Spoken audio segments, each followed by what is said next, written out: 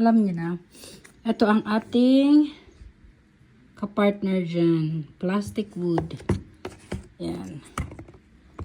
So, etong furniture na to ay na-paint ko na siya ng isang beses. Hindi pa yan tapos. So, ayan, may nakikita ko pa yung mga imperfection. So, what I will do is, lalagyan natin yan. Yan. Konti lang. Konti lang. And then, ilagay nyo lang dyan.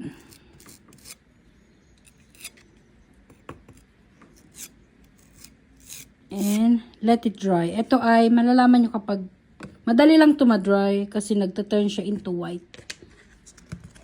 So, ako, I'll make sure na dry siya bago ko siya isa-sand. Ito ang ating gamit kapag, pag may mga sira, ganyan. Ito, let's see. Plastic Wood X All-Purpose Wood Filler. Ayan. So, kita nyo, nagtuturn white na siya. Yung ditong banda, tuyo na. Pero yung dun sa pinaka hole na talagang gusto kong makover is not yet. Kasi nga, medyo malalim yun. So, wait natin siya and babalikan natin pag full dry na. Okay?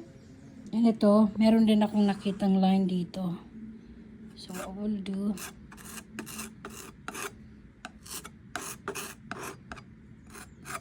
i-scratch ko siya but it's okay. Kasi first, pa lang naman to. Paint. Yan. There you go. Ayan na siya. Malapit na siya ma-dry. Balik tayo ulit.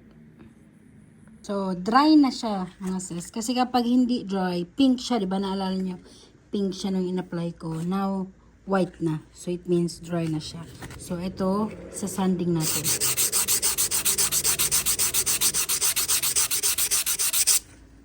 There you go. Diba?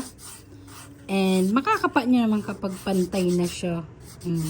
Smooth na siya. So, when I paint again, on the second coat, hindi na siya, wala nang ganyan kasi nalagyan na natin ng filler. Oh. So, eto na yung nilagay natin kanina.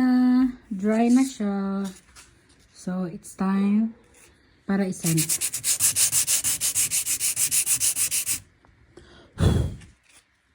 Yan. O, diba? Ganyan lang siya, mga sis. So, pag pinaint natin yan, hindi na yan makikita.